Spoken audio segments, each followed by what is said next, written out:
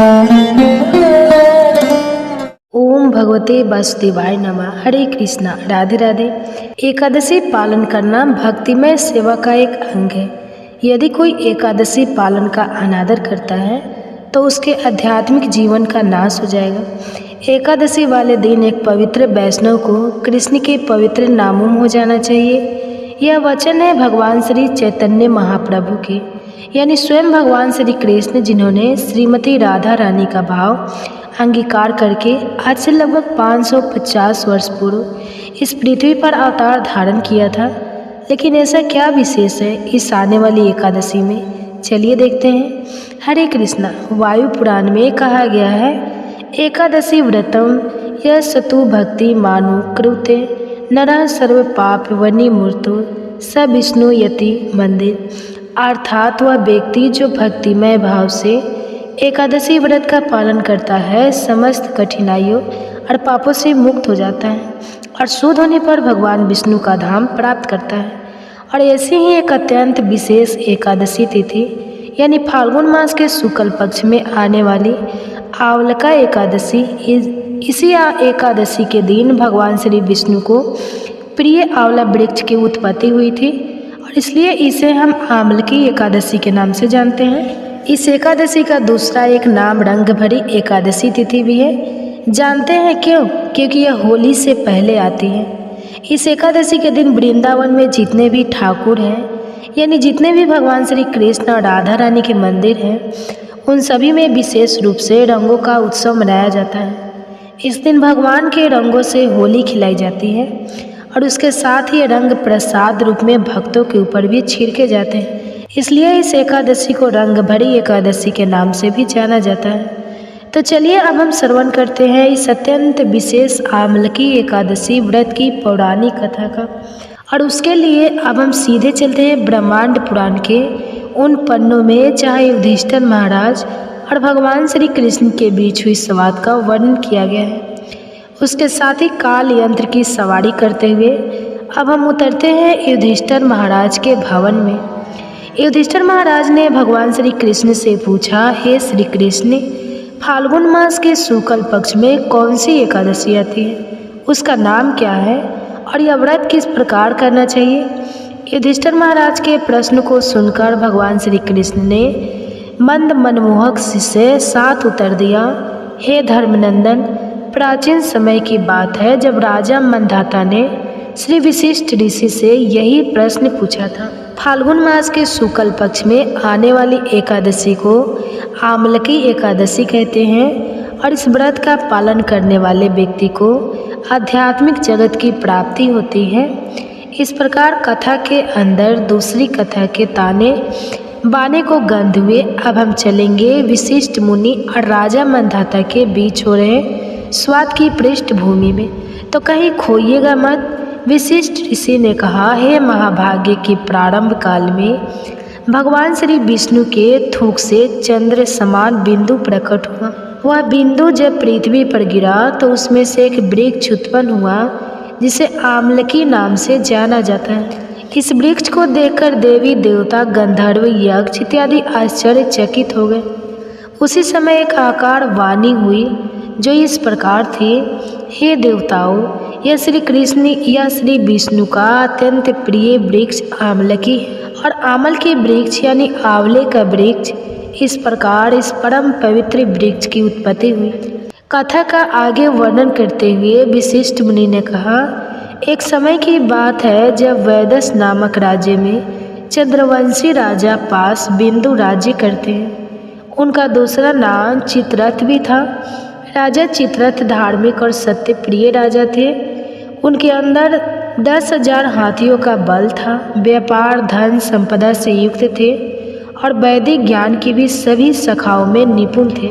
इन सभी ऐश्वर्य से युक्त होने पर भी राजा चित्ररथ अत्यंत विनम्र और धर्मपरायण थे। उनके राज्य में किसी भी प्रकार की व्याधि या असंतुष्ट नहीं थी। राजा और प्रजा दोनों ही वैदिक जीवन का पालन करने वाले और हर प्रकार से सुखी थे। राजा स्वयं भगवान शिव की विशेष सेवा पूजा करते थे और मास की दोनों एकादशी का निष्ठापूर्वक पालन करते थे। एक दिन फाल्गुन मास के शुक्ल पक्ष में आमलकी एकादशी का परम पवित्र दिन आया। एकादशी के एक दिन पूर्व राजा ने समग्र राज्य में आमलकी एकादशी व्रत के महत्व को बताते हुए घोषणा की कि सभी नागरिक निष्ठापूर्वक नियम अनुसार इस पवित्र एकादशी का पालन करेंगे। अब दूसरे दिन प्रातः स्नान करके राजा अपने के साथ भगवान श्री विष्णु के मंदिर में गए। वहां उन्होंने आमलकी या आंवले के वृक्ष का पूजन किया। राजा द्वारा इस वृक्ष को जल, उत्तम छत्र, स्वर्ण, हीरे, मोती, सुगंधित धूप अगरबत्ती अर्पित किए गए और प्रार्थना की गई। उस दिन संपूर्ण रात्रि के दौरान राजा ने अपनी प्रजा के साथ उसी स्थान पर रहकर आमलकी वृक्ष की पूजा आराधना की और भगवान श्री हरि की लीलाओं का श्रवण तथा कीर्तन किया। उस समय पशुओं की हत्या करके अपने परिवार का पालन पोषण करने वाला एक अत्यंत क्रूर और पापी शिकारी उस स्थान पर आ पहुंचा। पशुओं का पीछा करते हुए थकान से ग्रस्त उस शिकारी ने उसी स्थान पर थोड़ा विश्राम करने का निर्णय किया। जैसे ही वह उस पेड़ के नीचे गया तो उसने देखा कि राजा अपनी प्रजा के साथ आमलकी वृक्ष की पूजा कर रहे हैं। यह देखकर उसे बड़ा आश्चर्य हुआ।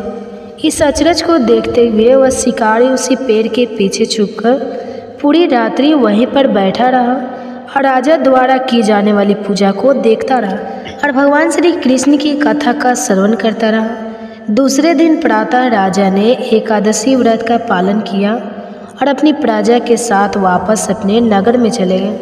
अब इस ओर यह शिकारी भी अपने घर वापस चला गया। कुछ समय बाद शिकारी की मृत्यु हो गई। लेकिन यहाँ आश्चर्य की बात यह है कि इतने पशुओं की हत्या करने के बाद भी शिकारी को नरक में ले जाने के बजाय उसे एक ऊंच कोटि प्राप्त हुई। अपने दूसरे जन्म में यह शिकारी जयंती नामक नगरी के राजा विदुर का पुत्र वसु था। बना यह उपलब्धि शिकारी को केवल इसलिए मिली क्योंकि उसने अनजाने में ही आमलका एकादशी के दिन रात्रि को जागरण किया था और हरि कथा का श्रवण किया था। अब इस जन्म में राजा वसुतम तेजस्वी, चंद्र की भांति सौम्य और भगवान श्री विष्णु के परम भक्त बने थे। वे अपने राज्यों के मामलों में अत्यंत निपुण थे और अपनी प्रजा को भी अपने संतान की तरह प्रेम करते थे। अब एक बार क्या हुआ कि किसी दिन राजा का रथ वन में भटक गया। आसपास पूरा जंगल था, बाहर निकलने का रास्ता मिल नहीं रहा था और इसलिए थक हार के राजा एक वृक्ष के नीचे विश्राम करने के लिए आ गए। वहाँ अपने हाथों को तकिया बनाकर वे सो गए। अब जैसे ही उनको नींद आ गई उसी क्षण वहाँ कुछ आदिवासी आए और वे आपस में चर्चा करने लगे कि यह राजा तो हमारा शत्रु है और अभी हमारे ही विस्तार में आया हुआ है, चलो इसे मार डालते हैं। यह निश्चय करके सभी आदिवासी अपने अपने शस्त्र लेकर राजा पर प्रहार करने लगे। लेकिन सभी के आश्चर्य के बीच एक भी शस्त्र राजा को स्पर्श भी नहीं कर पाया और यह देखकर सभी लोग अत्यंत आश्चर्यचकित हो गए। अब वे दूसरी योजना सोचने लगे और उसी क्षण उस राजा के शरीर से एक दैव्ययान स्त्री प्रकट हुई। वह स्त्री अत्यंत सुंदर थी, लेकिन क्रोधित होने के कारण उसके नेत्र लाल हो गए थे और वह साक्षात मृत्यु के समान दिख रही थी।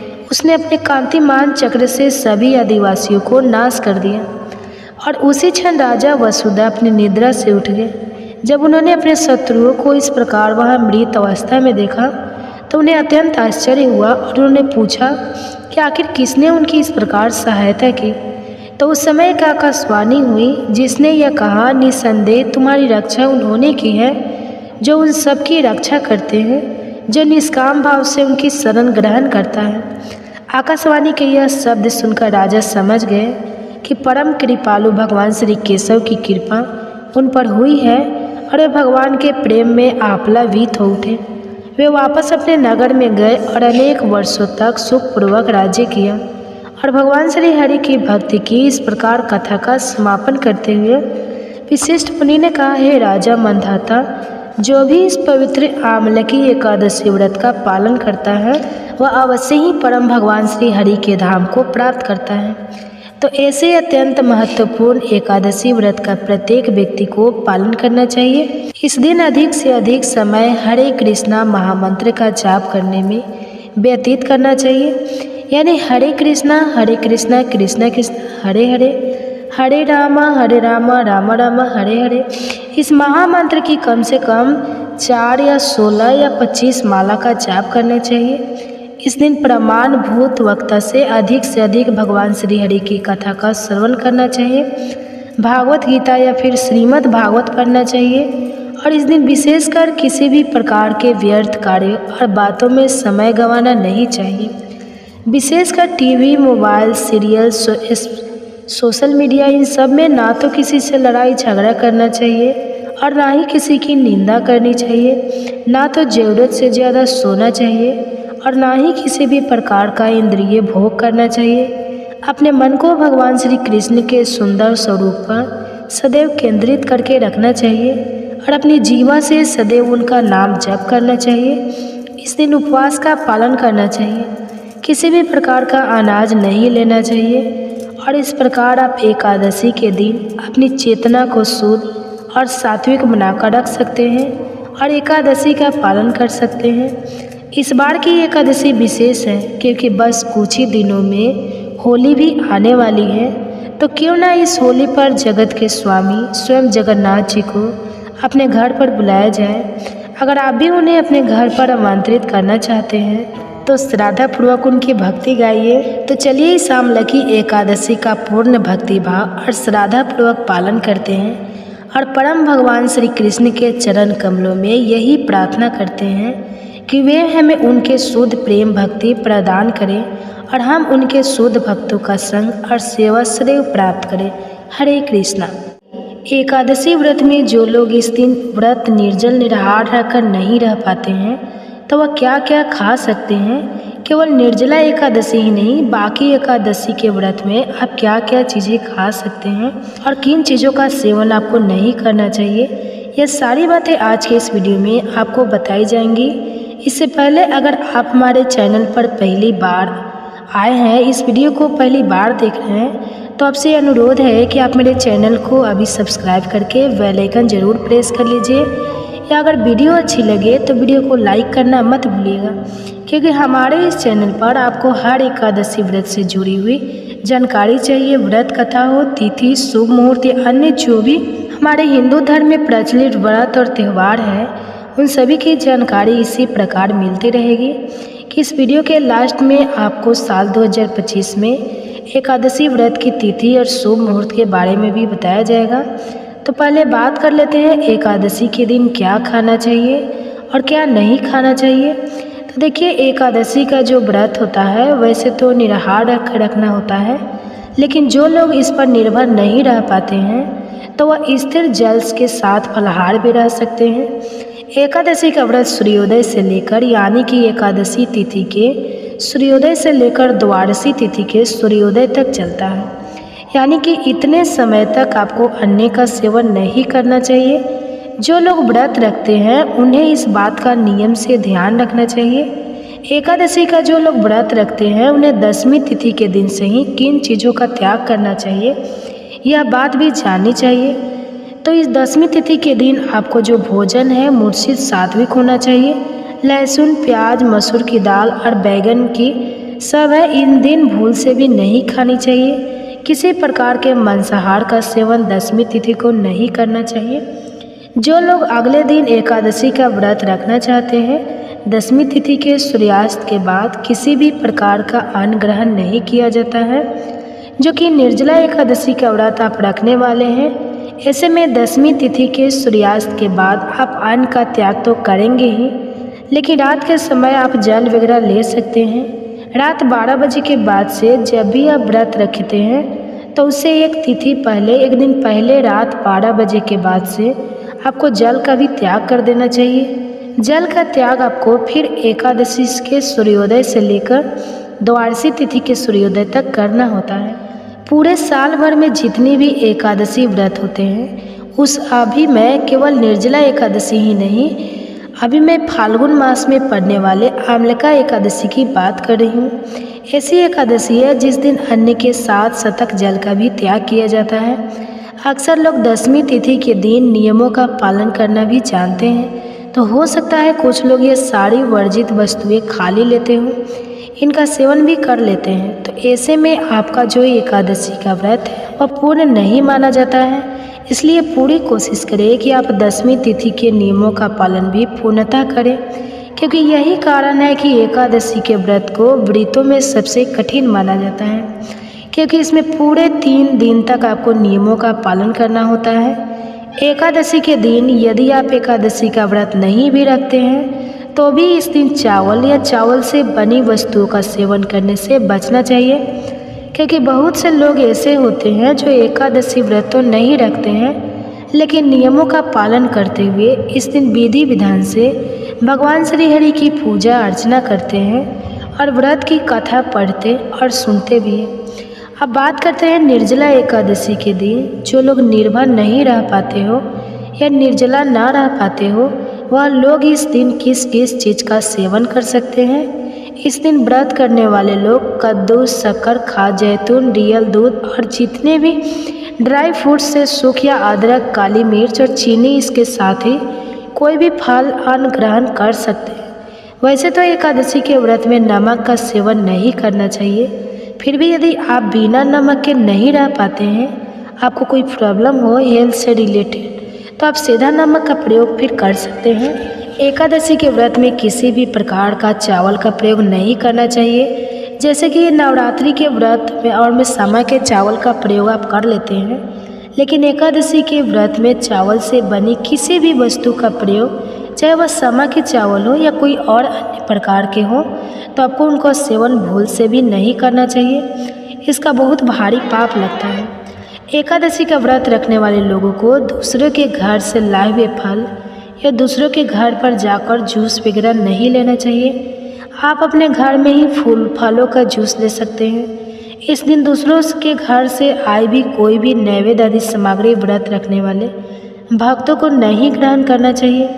अपनी सामग्री तो है एकादशी के व्रत में खाई जाने वाली, लेकिन आपको इन सामग्रियों का सेवन कब करना है यह भी जान लीजिए। कोई भी एकादशी व्रत हो, अगर आप इस दिन निराहार व निर्जल नहीं रह पाते हैं तो आप दिन भर कुछ न कुछ मत खाते रहिए।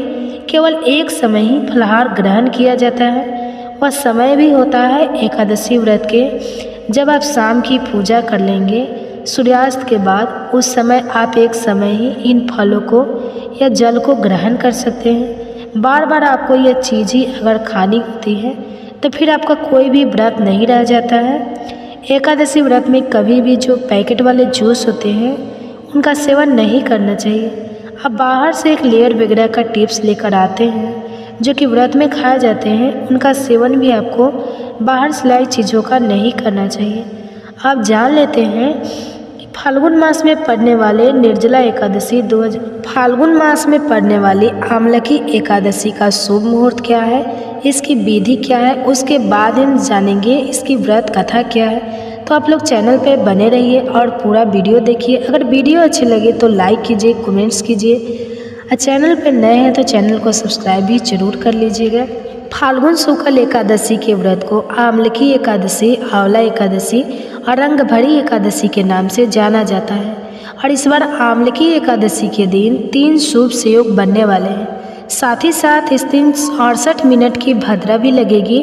और आमलकी एकादशी के दिन व्रत रखकर भक्त भगवान विष्णु की पूजा करते हैं और श्री हरि को आंवले का भोग लगाते हैं। इस दिन श्री हरि के साथ साथ आंवले के वृक्ष का भी पूजन किया जाता है।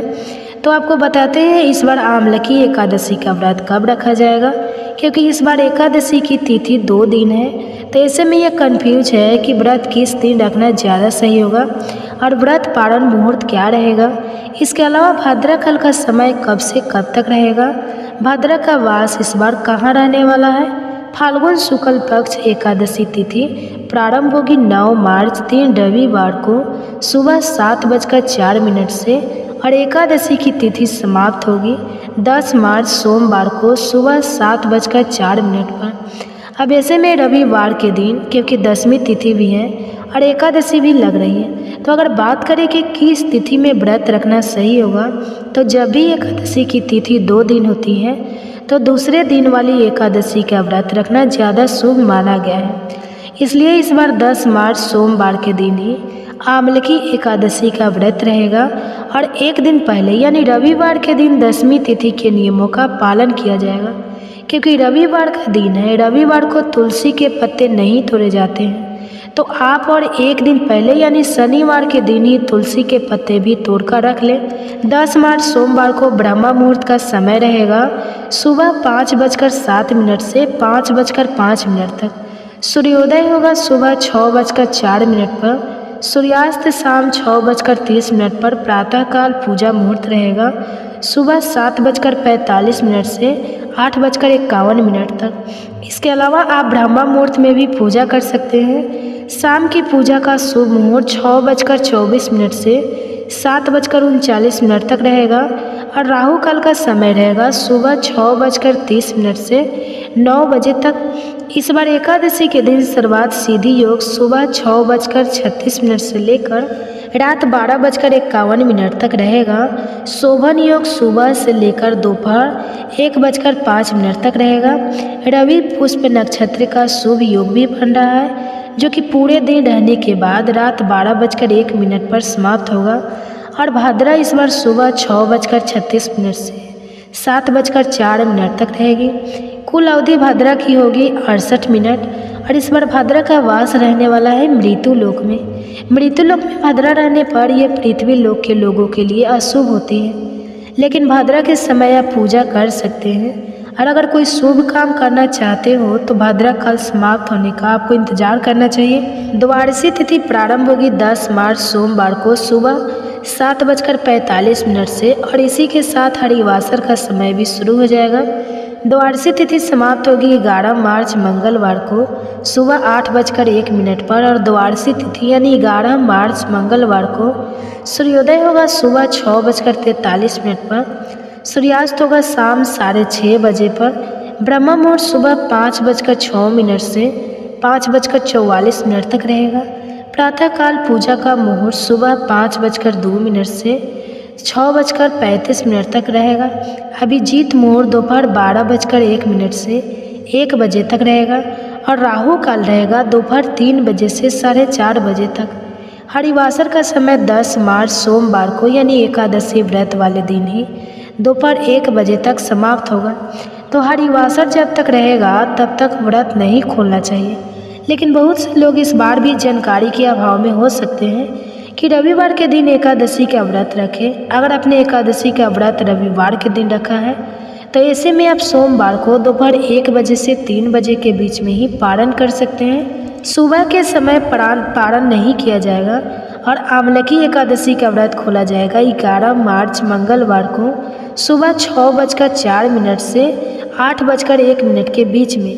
ध्यान रखिएगा 8:01 के बाद से द्वादशी तिथि समाप्त हो रही है, इसलिए आपको द्वादशी तिथि के अंदर ही अंदर व्रत खोल लेना चाहिए। तो यह थी आज की वीडियो। अगर आपको जानकारी पसंद आई हो तो वीडियो को लाइक करके हमारे चैनल को सब्सक्राइब भी जरूर कीजिएगा, ताकि इस दिन सुनाई जाने वाली कथा भी आप समय पर सुन सकें। हरे कृष्णा। ओम नमो भगवते वासुदेवाय। भगवान श्री विष्णु के आशीर्वाद से एकादशी माता को ये विशेष अधिकार प्राप्त हुआ है कि वे हर एकादशी के व्रत और पूजा को अपने आशीर्वाद से प्रभावी बनाती हैं।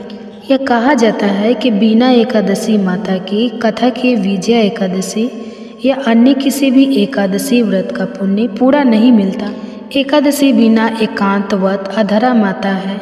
भगन विनय का दिया आशीर्वाद दिया है कि जो व्यक्ति उनकी कथा सुनता है और श्रद्धा से उनका व्रत रखता है वह समस्त पापों से मुक्त हो जाता है। वे पापों का नाश करने के साथ साथ जीवन में शांति, सुख और सफलता भी लाती है। यह व्रत व्यक्ति के मानसिक और शारीरिक रोगों को दूर करके उसकी आत्मा को शुद्ध करता है। और जो एकादशी माता की कथा श्रवण करता है उसे जीवन में कभी कोई कष्ट नहीं होता और भगवान विष्णु की कृपा सदैव उसके साथ रहती है। तो प्रिय श्रोताओं, आज हम सभी विजया एकादशी की पवित्र कथा सुनने से पहले एकादशी माता की पवित्र कथा की ओर बढ़ते हैं, ताकि हम उनके आशीर्वाद से अपने जीवन को धन्य बना सकें। एक बार एक राज्य का राजा बहुत ही बुद्धिमान और बलशाली था। वह राजा हमेशा अपनी प्रजा का भी बहुत अच्छे से ध्यान रखता था। प्रजा भी राजा को बहुत प्रेम करती थी। राजा की 2 बेटियां थी। राजा अपनी दोनों बेटियों से बहुत स्नेह करता था। राजा की छोटी बेटी दिखने में बहुत सुंदर और आकर्षित थी और राजा की बड़ी बेटी छोटी बेटी के मुकाबले थोड़ी कम सुंदर थी। राजा की ये छोटी बेटी माता की पूजा किया करती थी और सभी लोग राजा की छोटी बेटी से बहुत प्रेम करते थे, उसकी प्रशंसा किया करते थे। राजा भी अपनी छोटी बेटी को बड़ी बेटी से अधिक प्रेम करता था, जिसके कारण राजा की बड़ी बेटी को अपनी ही छोटी बहन से बहुत नफरत होने लगी थी। धीरे धीरे समय बीता। दोनों राजकुमारियाँ जब बड़ी हो गई तब पड़ोस के राज्य में रहने वाला एक राजकुमार राजा की बड़ी बेटी के लिए रिश्ता लेकर आया। लेकिन जैसे ही उस राजकुमार की दृष्टि राजा की छोटी बेटी पर पड़ी तो राजकुमार राजा की छोटी बेटी पर आकर्षित हो गया और छोटी बेटी से पहली ही नज़र में प्रेम करने लगा। उस राजकुमार ने अब राजा की बड़ी बेटी के साथ विवाह करने से मना कर दिया। उसने राजा से कहा कि महाराज, मैं तो आपकी छोटी बेटी से ही विवाह करना चाहता हूँ। यह सब देखकर अब तो राजा की बड़ी बेटी अपनी छोटी बहन से बहुत अधिक क्रोधित हो गई। राजा की बड़ी बेटी ने अपनी छोटी बहन को अपना सबसे बड़ा शत्रु मान लिया। राजा की बड़ी बेटी ने अपनी छोटी बहन से बदला लेने का निर्णय किया तो राजा की बड़ी बेटी ने अपनी छोटी बहन को जान से ही मारने का उपाय सोचा। अब बड़ी बेटी ने अपनी छोटी बहन को मारने के लिए सबसे पहले एक लड्डू में जहर मिलाकर अपनी छोटी बहन को खाने को दे दिया। छोटी बहन बहुत भोली थी, उसे अपनी बड़ी बहन के षड्यंत्र के बारे में कुछ भी नहीं पता था, तो उसने वह लड्डू खा लिया। लेकिन आश्चर्य की छोटी बहन को लड्डू खाने के बाद भी कुछ नहीं हुआ, तो बड़ी बहन यह सब देखकर बहुत आश्चर्यचकित रह गई। लेकिन अभी बड़ी बहन ने हार नहीं मानी। जब एक रात उसकी छोटी बहन कमरे में सो रही थी तब उसने एक मटके में सांप रखकर उसके कमरे में छोड़ दिया, लेकिन सांप भी छोटी बहन का कुछ नहीं बिगाड़ पाया। जिसके बाद बड़ी बहन ने अपनी छोटी बहन से कहा कि चलो बहन, हम लोग कुएं से पानी भरकर लाते हैं। छोटी बहन चलने के लिए तैयार हो गई। तब पानी भरने बड़ी बहन उसे कुएं के पास ले गई और कुएं में धक्का दिया, लेकिन तब भी छोटी बहन को कुछ नहीं हुआ, क्योंकि हर बार 11 माता उसकी रक्षा कर रही थी। और उधर बड़ी बहन अपने सारे प्रयास के बाद भी लगातार असफल हो रही थी, जिस कारण वह और अधिक क्रोधित हो गई। फिर उसने अपनी छोटी बहन के पास जाकर उससे प्रश्न किया कि मेरी छोटी बहन, क्या तुमको पता है कि भगवान ने सबकी मृत्यु एक निश्चित समय पर लिखी है, और कैसे तुम्हारी या मेरी मृत्यु होगी, क्या तुम यह जानती हो? तब छोटी बहन ने अपनी बड़ी बहन को बताया कि हाँ दीदी, बाकी का तो नहीं पता, लेकिन मैं जानती हूँ कि मेरी मृत्यु कैसे हुई। छोटी बहन ने यह सारी बात सुनकर अब तो बड़ी बहन मन ही मन प्रसन्न होने लगी। तब उसने छोटी बहन से कहा कि बहन, तब मुझे बताओ कि तुम्हारी मृत्यु का राज क्या है। अब छोटी बहन ने अपनी बड़ी बहन से कहा कि दीदी, मेरी मृत्यु तो एक तोते में है, जो तोते के गले में एक हार है, उससे ही मेरी मृत्यु होगी। जब तक कोई भी व्यक्ति तोते को मारकर उस हार को अपने गले में पहनेगा तो मैं मूर्छित हो जाऊंगी, और जैसे ही उस हार को अपने गले से उतारेगा तो मैं वापस जीवित हो जाऊंगी। अपनी छोटी बहन की मृत्यु का राज जानकर अब तो बड़ी बहन बड़ी खुश हुई। अब उसने अपनी छोटी बहन को मारने के लिए उस पालतू तोते को ढूंढना शुरू कर दिया। उधर छोटी बहन को इस बात का आभास हो गया था कि कोई तो है जो उसकी जान लेना चाहता है, जिसके लिए एक रात वह अपने पिताजी के पास गई और उसने अपने पिताजी से कहा कि पिताजी, मेरी मृत्यु के बाद आप मुझे अपनी पुरानी वाली हवेली में एक पलंग पर लिटाकर छोड़ दीजिएगा। अपनी छोटी बेटी की यह बातें सुनकर राजा बड़ा आश्चर्यचकित हो गया। लेकिन राजा ने अपनी छोटी बेटी से पूछा कि बेटी, तुम ये क्या कह रही हो? तब राजा की छोटी बेटी ने बताया कि पिताजी, समय किसी के लिए नहीं रुकता, क्या पता कब किसको क्या हो जाए, इसका किसी को कुछ नहीं पता। तब राजा ने उससे कहा कि तुम ऐसी बातें क्यों करती हो? 2-3 दिन बाद तो तुम्हारा विवाह होना है। लेकिन छोटी बेटी ने अपने पिताजी को ऐसा ही करने पर मजबूर कर दिया और उनसे वचन भी ले लिया। तब राजा ने अपनी छोटी बेटी की बात स्वीकार कर ली और फिर समय आने पर 2-3 दिन के बाद जब विवाह का समय आया तब राजकुमार बारात लेकर राजा के घर आया। अब राजकुमार और राजा की छोटी बेटी के विवाह की रस्में शुरू हो गई। इधर जैसे ही राजा की छोटी बेटी राजकुमार के साथ फेरे लेने के लिए तैयार हुई तो उसकी बड़ी बहन अपनी छोटी बहन के कमरे में जाकर उसके तोते को पकड़ लेती है और उसे जान से मार देती है। तोते के गले में जो हार था उसको उसने अपने गले में पहन लिया।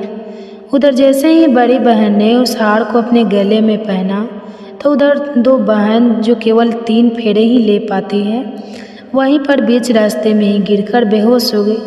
जिसके बाद राजा ने बड़े बड़े हकीम वैद्य को बुलाया और अपनी छोटी बेटी का इलाज करने के लिए कहा। राजा की बात सुनकर जब वैद्य ने छोटी बेटी को देखा तो राजा को बताया कि महाराज, आपकी छोटी बेटी ना तो जीवित है और ना मरी हुई है। ऐसा तो मैं पहली बार देख रहा हूँ। राजा ने वैद्य और हकीम को यह बात बाहर बताने से मना कर दिया और उनसे कहा कि अगर तुमने यह बात किसी को बाहर बताई तो हम तुमको फांसी पर लटका देंगे। राजा ने अब अपनी छोटी बेटी को पुराने महल में ले जाकर एक पलंग पर लिटा दिया और फिर वहाँ पर कुछ सैनिकों को तैनात कर दिया। इसके बाद राजा वापस अपने महल में आ गया। इधर राजा की बड़ी बेटी अपने पिताजी के पास आई और कहने लगी, पिताजी, अगर वो विवाह संपन्न नहीं हुआ तो आपकी इज्जत का क्या होगा? जरा सोचिए, अगर आप कहें तो मैं आपकी इज्जत बचाने के लिए इस राजकुमार से विवाह करने के लिए तैयार हूँ। राजा अपनी बड़ी बेटी के षड्यंत्र के बारे में कुछ भी नहीं जानता था तो उसने अपनी बड़ी बेटी की बात मान ली और तब राजा ने अपनी बड़ी बेटी को छोटी बेटी के कपड़े आभूषण आदि पहनाकर मंडप में भेज दिया ताकि किसी को इस बात का पता न चले कि विवाह छोटी बेटी के साथ नहीं बल्कि बड़ी बेटी के साथ हो रहा है। लेकिन राजकुमार यह जान गया था कि यह तो राजा की छोटी बेटी नहीं है बल्कि राजा की बड़ी बेटी है। अब राजकुमार ने राजा की बड़ी बेटी से विवाह करने से मना कर दिया। तब सभी लोगों ने राजकुमार को मजबूर करके राजा की बड़ी बेटी से बचे हुए फेरों को संपन्न करा दिया और फिर विवाह संपन्न हो गया। जिसके बाद राजकुमार राजा की बड़ी बेटी को अपने महल में ले गया।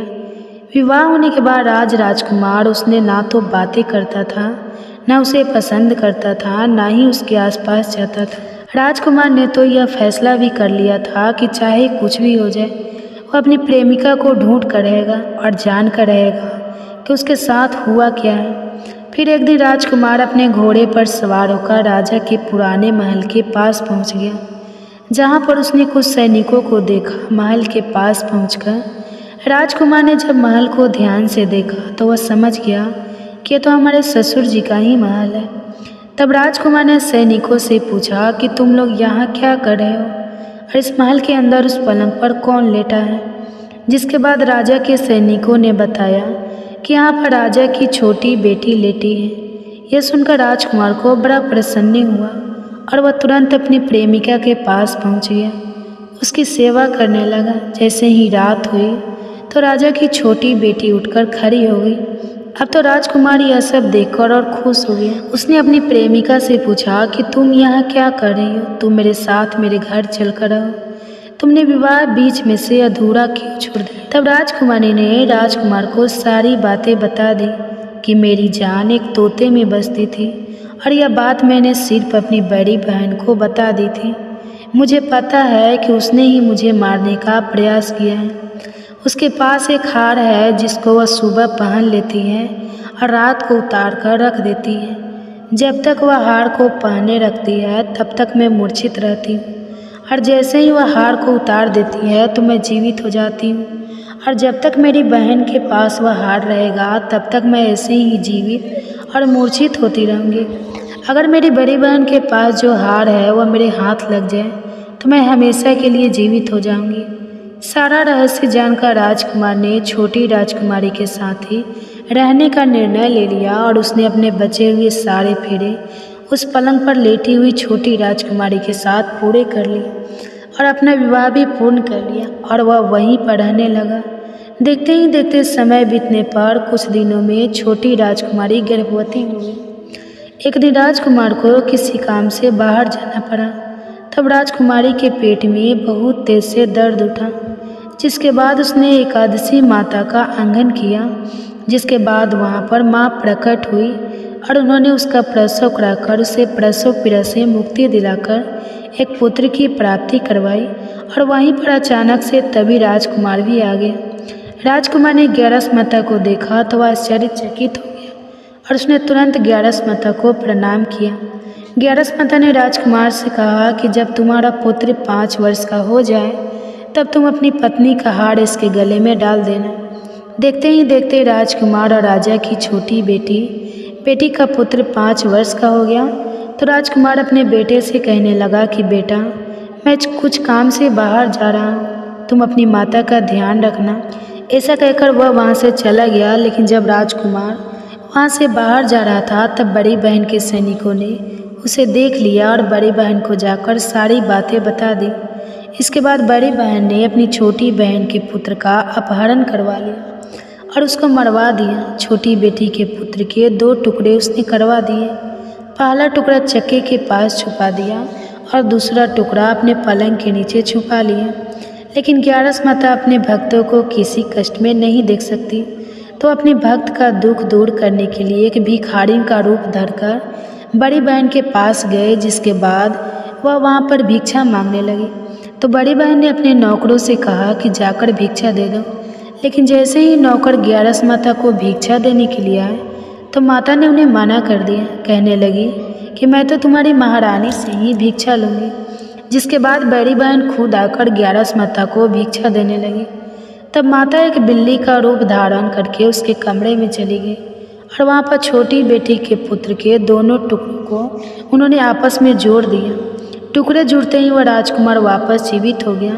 तब ग्यारस माता उस नन्हे बालक को वापस लेकर आ गई। अब तक ग्यारस माता ने राजकुमार को सारा रहस्य समझा दिया था। अब राजकुमार अपने बेटे को लेकर बड़ी राजकुमारी के पास गया और कहने लगा कि अगर तुम इसका ध्यान अच्छे से रखेगी तभी मैं तुमसे बात करूँगा। अब वह नन्हा बालक बड़ी राजकुमारी के पास रहने लगा। एक दिन राजकुमारी अपने बच्चे से कहने लगा, बेटा आज तू अपनी माँ से उनके गले का हार मांग लेना। अपने पिता की बात मानकर नन्हा राजकुमार अपनी माँ के पास गया और कहने लगा, माँ मुझे तुम्हारा हार चाहिए। यह सुनकर बड़ी राजकुमारी पहले तो बहुत क्रोधित हुई, पर उसे याद आया कि राजकुमार ने कहा था कि अगर मैं इस बच्चे का ध्यान अच्छे से रखूँगी तो ही वह मुझसे बात करेंगे। जिस कारण उसने अपने गले में पहना हुआ वह हार उस बालक को दे दिया और बालक ने वह हार तुरंत ले जाकर अपने पिता को दे दिया। तभी राजकुमार अपने बेटे को लेकर वहाँ से जाने लगा और अपनी पत्नी से कहने लगा कि मैं आज शाम को तुम्हारे साथ आकर खाना खाऊंगा। ऐसा कहकर वह अपने बेटे को लेकर वहाँ से चला गया। जिसके बाद वह सीधा राजा के पास गया और उन्हें सारी बातें सच सच बता दी।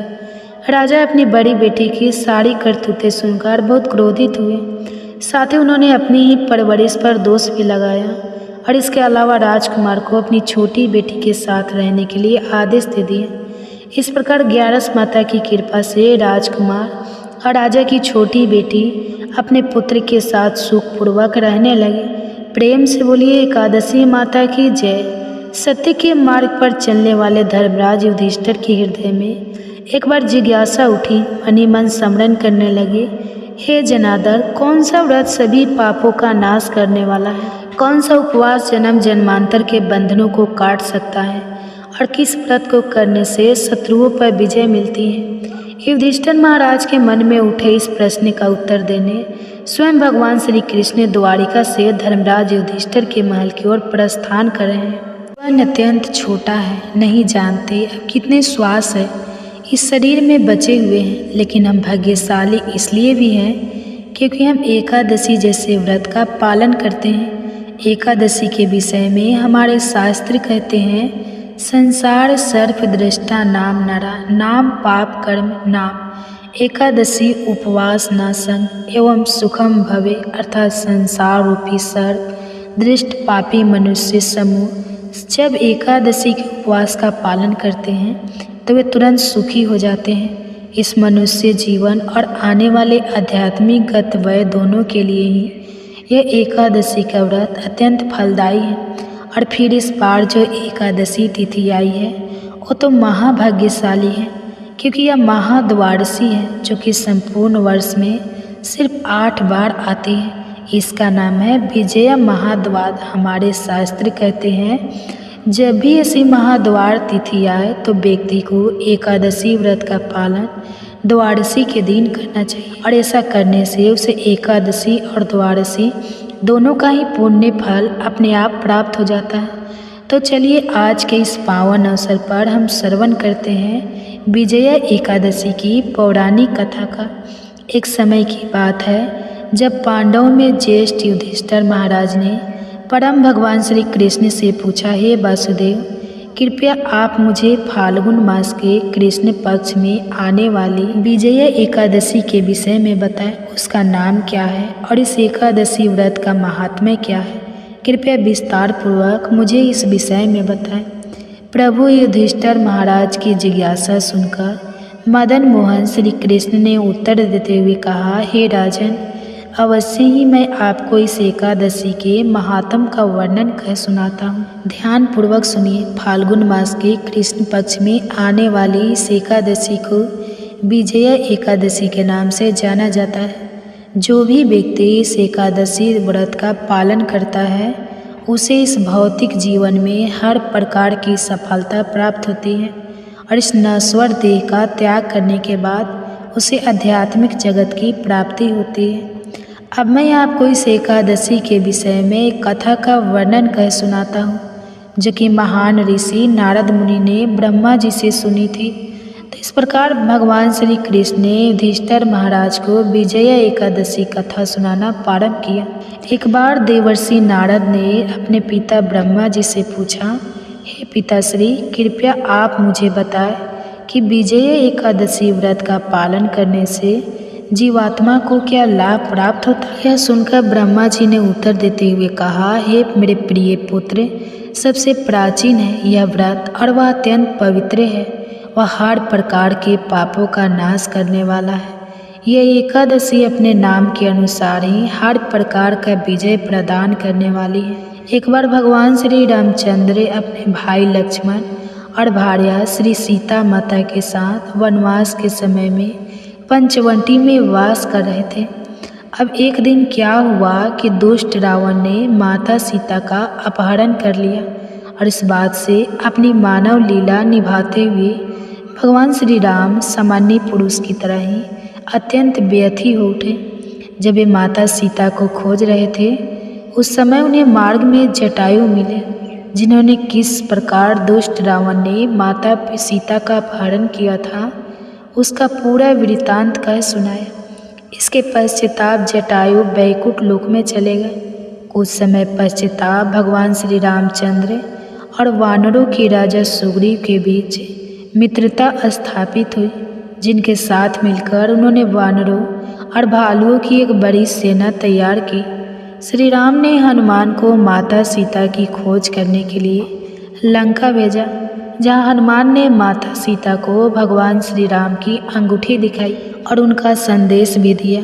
वापस आकर हनुमान ने अशोक वाटिका में दुखम स्थिति में रह रही सीता माता की स्थिति का समाचार श्री राम को सुनाया और उसके पश्चाताप भगवान श्री रामचंद्र बिना विलंब किए शीघ्र ही दक्षिण के समुद्र की ओर निकल पड़े। समुद्र तट पर पहुँचते ही उन्हें इस बात का अनुभव हुआ कि समुद्र अत्यंत गहरा है और इतनी बड़ी सेना को समुद्र पार करवाना एक सबसे बड़ी चुनौती है। उस समय लक्ष्मण जी ने श्री रामचंद्र जी से कहा, हे प्रभु, आप तो सर्वज्ञ हैं। यहाँ से लगभग 4 मील की दूरी पर बादल गए भय ऋषि का आश्रम है। हमें उनके पास जाना चाहिए। वे अवश्य ही हमें इस समस्या का कोई समाधान बताएंगे। लक्ष्मण जी की बात सुनकर श्री राम और लक्ष्मण बगदल भारल प्रणाम किया और प्रार्थना की।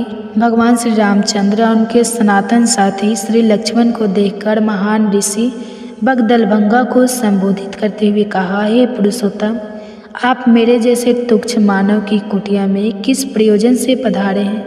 मैं आपकी किस प्रकार सेवा कर सकता हूँ? प्रभु श्री राम ने उत्तर देते हुए कहा, हे ऋषि श्रेष्ठ, मैं यहाँ इस विशाल समुद्र के उस पार स्थित लंका नगरी पर आक्रमण करने और मेरी पत्नी सीता का अपहरण करने वाले दुष्ट रावण का संहार करने के लिए आया हूँ। मेरे साथ मेरे वानरों की सेना भी है।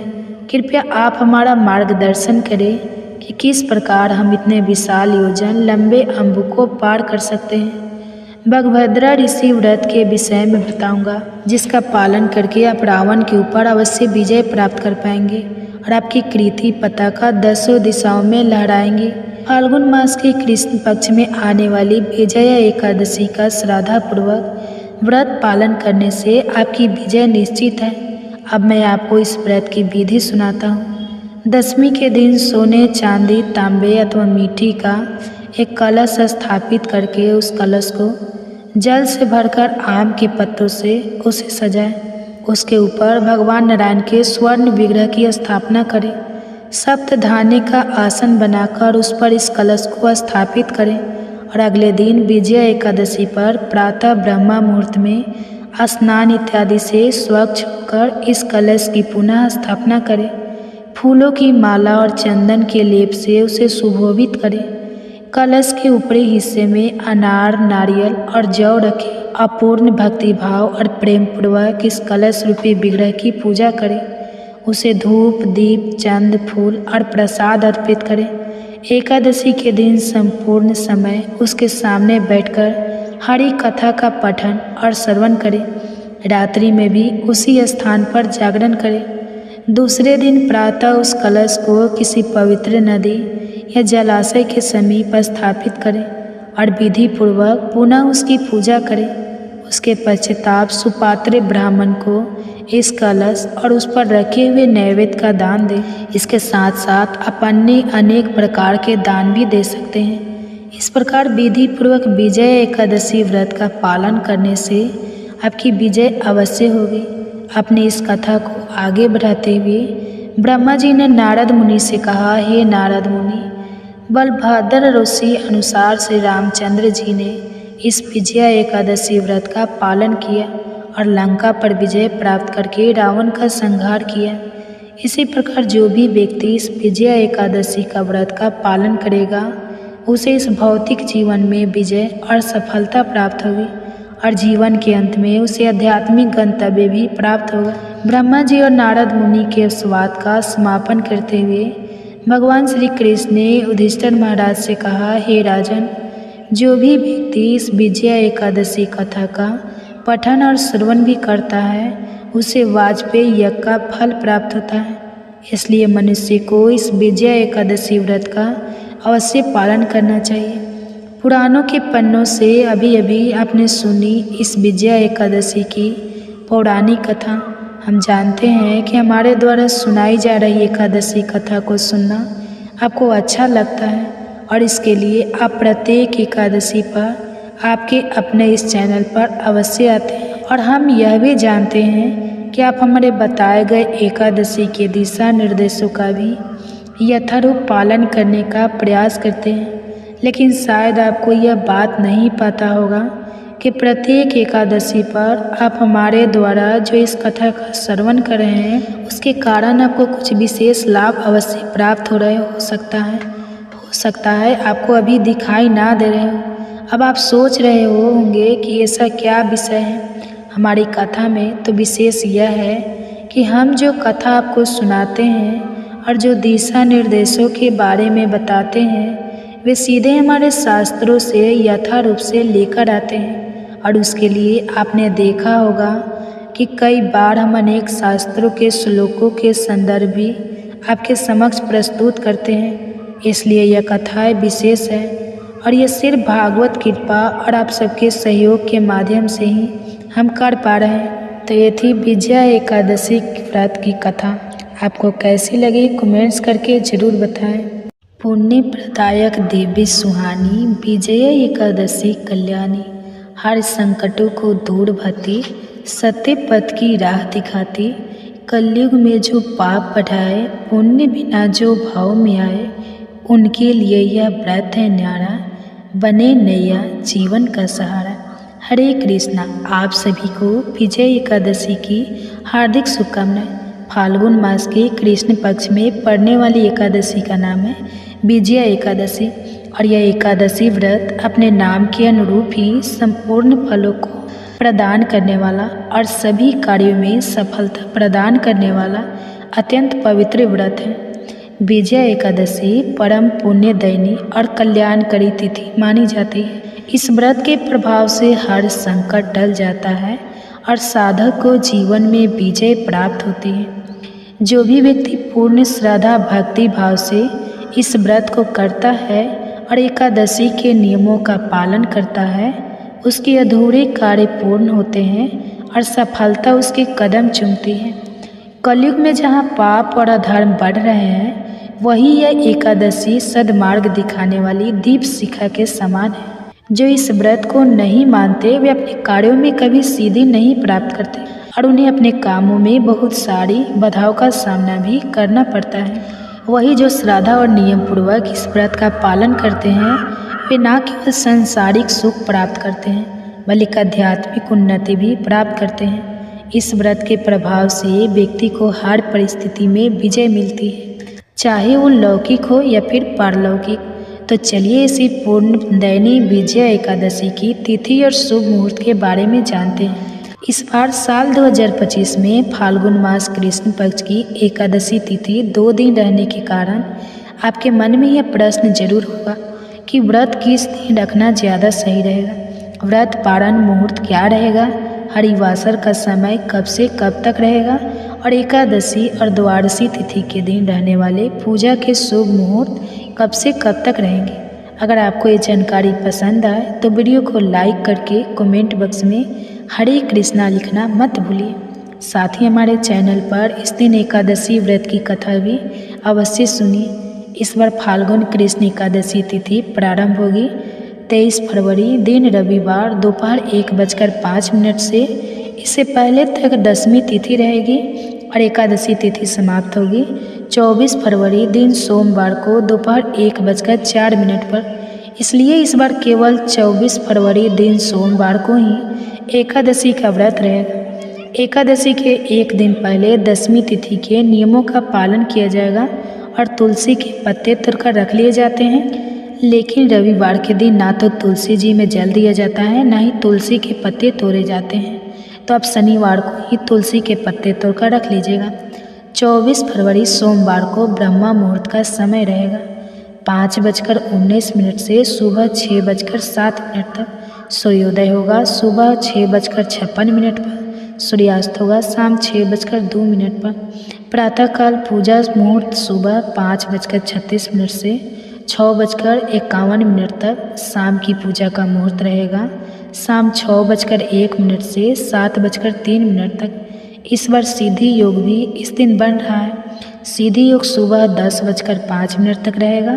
राहु काल सुबह 7:30 से 9 बजे तक रहेगा। जहाँ तक हो सके राहु काल का समय प्रारंभ होने से पहले पहले आप सुबह की पूजा कर सकते हैं। द्वादशी तिथि प्रारंभ होगी 24 फरवरी दिन सोमवार को दोपहर 1:45 से और द्वादशी तिथि की शुरुआत के साथ ही हरिवासर का समय भी शुरू हो जाता है। जब तक हरिवासर रहता है व्रत नहीं खोला जाता।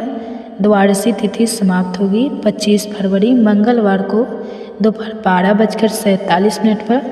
एकादशी का व्रत हमेशा शुभ मुहूर्त और शुभ तिथि के अनुसार ही रखना चाहिए। इसलिए इस बार केवल 24 फरवरी सोमवार को ही व्रत रहेगा।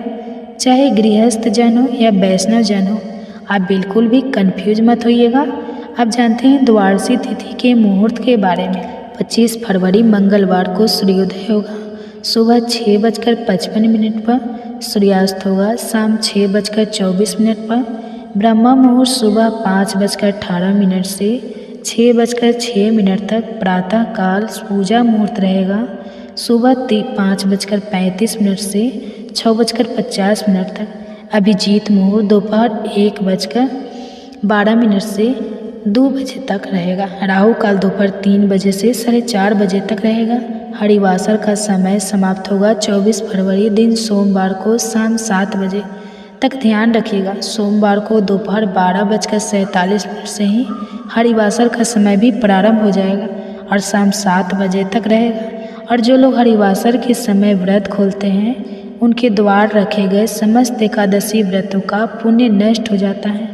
इसलिए व्रत रखने के साथ साथ व्रत पारण मुहूर्त की जानकारी भी आपको होनी चाहिए। और इस बार विजय एकादशी व्रत का पारण किया जाएगा, यानी व्रत खोला जाएगा 25 फरवरी मंगलवार को सुबह 6:56 से 9:08 के बीच में। एकादशी के दिन विधि विधान से भगवान का पूजन करके द्वादशी तिथि को शुभ मुहूर्त में व्रत खोलने से पहले भगवान को तुलसी के पत्ते सहित पंचामृत का या खिचड़ी का भोग लगाकर उसी को प्रसाद रूप में ग्रहण करके अपना व्रत खोलना चाहिए।